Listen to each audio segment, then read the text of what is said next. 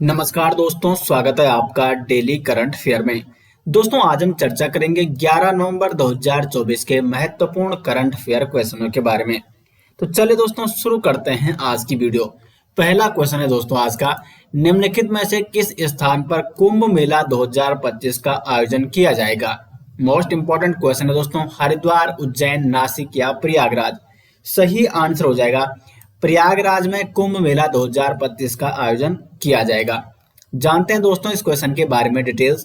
13 जनवरी से लेकर 26 फरवरी 2025 तक प्रयाग में महाकुंभ का आयोजन किया जा रहा है। यह पवित्र आयोजन भारत में 4 स्थानों पर होता है, हरिद्वार, उज्जैन, नासिक और प्रयागराज। और ये चारों स्थान दोस्तों पवित्र नदियों के किनारे हैं।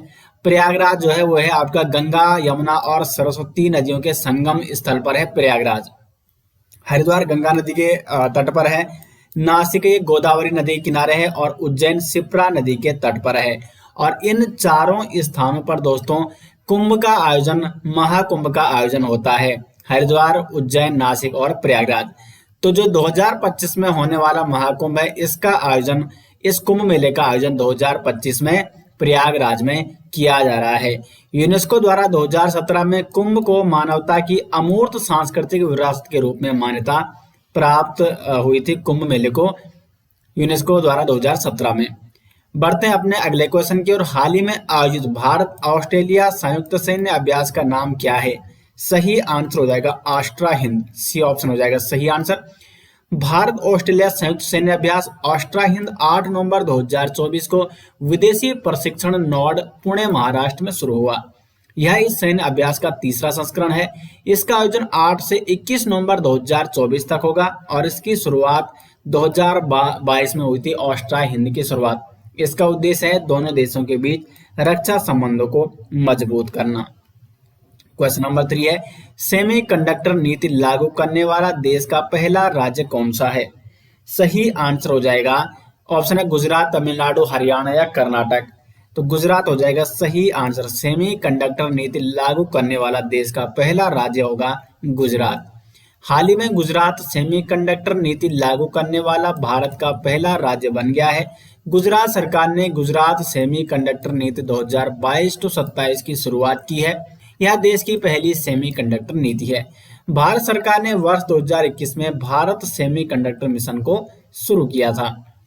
क्वेश्चन नंबर 4 है, हाल ही में दूसरे भारतीय सैन्य विरासत महोत्सव का उद्घाटन किसने किया है?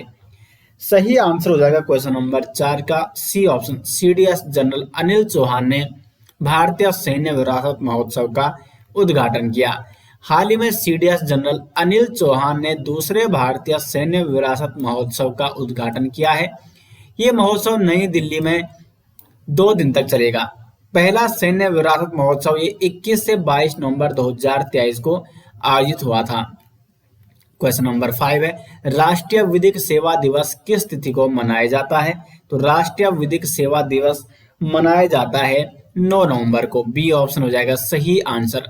प्रतिवर्ष 9 नवंबर को राष्ट्रीय विधिक सेवा दिवस के रूप में मनाया जाता है। इसको मनाने का जो उद्देश्य है वो है कानूनी अधिकारों और जिम्मेदारियों के बारे में जागरूकता बढ़ाना, प्रत्येक नागरिक को निष्पक्ष और सम्मानजनक तरीके से न्याय पाने के लिए सशक्त बनाना।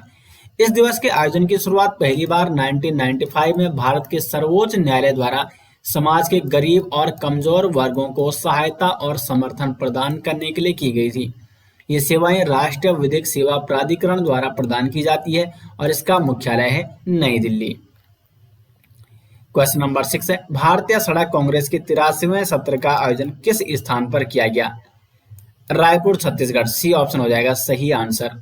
केंद्रीय सड़क परिवहन और राजमार्ग मंत्री नितिन गडकरी ने 8 नवंबर 2024 को छत्तीसगढ़ के रायपुर में भारतीय सड़क कांग्रेस के 83वें सत्र का उद्घाटन किया।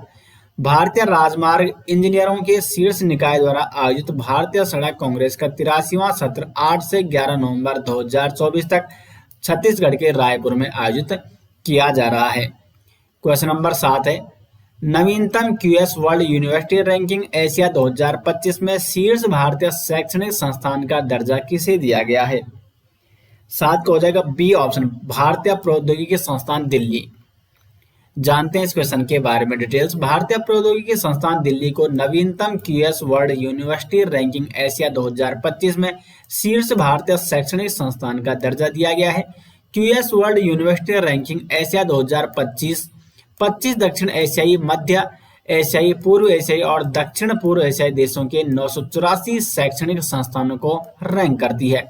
इन शैक्षणिक संस्थानों को छात्रों की तुलना और वरीयता के आधार पर रैंक किया जाता है। रैंकिंग में शामिल 984 शैक्षणिक संस्थानों में से सबसे ज्यादा 162 भारत से थे। भारतीय प्रौद्योगिकी संस्थान दिल्ली सर्वोच्च रैंक वाला भारतीय संस्थान था, जिसकी रैंक 44 थी, जबकि पिछले साल यह 46वें स्थान पर था और इस साल इसकी रैंक है 44वीं। आईटीआई दिल्ली दक्षिण एशियाई क्षेत्र में सर्वोच्च रैंक वाला शैक्षणिक संस्थान भी है। क्वेश्चन नंबर 8 है, वैश्विक पेटेंट फाइलिंग में भारत को कौन सा स्थान प्राप्त हुआ? सही आंसर हो जाएगा 6ठा स्थान। भारत को पहली बार 2023 में वैश्विक पेटेंट फाइलिंग के लिए दुनिया में 6ठा स्थान दिया गया है। 7 नवंबर 2024 को जारी वैश्विक बौद्धिक संपदा संगठन की वार्षिक विश्व बौद्धिक संपदा संकेतक रिपोर्ट 2024 के अनुसार 2023 में वैश्विक पेटेंट फाइलिंग में 15.7% की वृद्धि होगी, जिसका मुख्य कारण भारत में पेटेंट फाइलिंग में मजबूत वृद्धि है। तो इसमें भारत को 6ठा स्थान प्राप्त हुआ है वैश्विक पेटेंट फाइलिंग में। बौद्धिक संपदा अधिकार क्या है, इसके बारे में जान लेते हैं। तो बौद्धिक अधिकार मानव मस्तिष्क की रचना को संदर्भित करते हैं जो प्रकृति में मौजूद नहीं है। इनमें आविष्कार, साहित्यिक और कलात्मक कार्य, डिजाइन, प्रतीक, नाम और वाणिज्य में उपयोग की जाने वाली छवियां शामिल है। वर्ल्ड इंटेलेक्चुअल प्रॉपर्टी ऑर्गेनाइजेशन के बारे में जान लेते हैं। तो WIPO की स्थापना 1967 में संयुक्त राष्ट्र की एक एजेंसी के रूप में की गई थी और इसका मुख्य कार्य है दुनिया भर में बौद्धिक संपदा अधिकारों के संरक्षण को बढ़ावा देना। हेडक्वार्टर इसका जिनेवा, स्विट्जरलैंड और इसके मेंबर जो कंट्री वो है 197। क्वेश्चन नंबर 9 है, FIH पुरुष player of the year award 2024 किसने जीता? तो FIH पुरुष player of the year award जीता है यहाँ पे हरमनप्रीत सिंह ने। बी ऑप्शन हो जाएगा सही आंसर। भारतीय पुरुष हॉकी टीम के कप्तान हरमनप्रीत सिंह और पूर्व भारतीय गोलकीपर PR श्रीजेश ने FIH हॉकी स्टार अवार्ड 2024 जीते। हॉकी की विश्व शासी संस्था FIH ने 8 नवंबर 2024 को ओमानी राजधानी मस्कट में आयोजित एक शानदार समारोह में वर्ष 2024 के लिए अपने वार्षिक हॉकी स्टार पुरस्कार के विजेता की घोषणा की। क्वेश्चन नंबर 10 है, केंद्रीय सामाजिक न्याय और अधिकारिता मंत्रालय द्वारा हाल ही में लॉन्च किए गए ट्यूलिप का पूर्ण रूप क्या है? तो सही आंसर हो जाएगा B option, traditional artisan upliftment livelihood programme. तो ये इसकी फुल फॉर्म है। ट्यूलिप के बारे में जान लेते हैं। तो भारत सरकार ने हाशिए पर पड़े कारीगर समुदायों को अपने उत्पाद बेचने के लिए एक मंच प्रदान करने के लिए ट्यूलिप ब्रांड लॉन्च किया है। ट्यूलिप ब्रांड को केंद्रीय सामाजिक न्याय और अधिकारिता मंत्रालय ने शिल्प समागम मेला 2024 के उद्घाटन के अवसर पर लॉन्च किया। तो दोस्तों ये रहे डेली करंट अफेयर यानी 11 नवंबर 2024 के महत्वपूर्ण करंट अफेयर। उम्मीद करते हैं दोस्तों आपको वीडियो पसंद आई। वीडियो कैसी लगी कमेंट बॉक्स में जरूर बताएं और वीडियो अच्छी लगी तो वीडियो को लाइक और चैनल में पहली बार है तो चैनल को सब्सक्राइब जरूर करें। मिलते हैं दोस्तों नेक्स्ट वीडियो, तब तक के लिए धन्यवाद।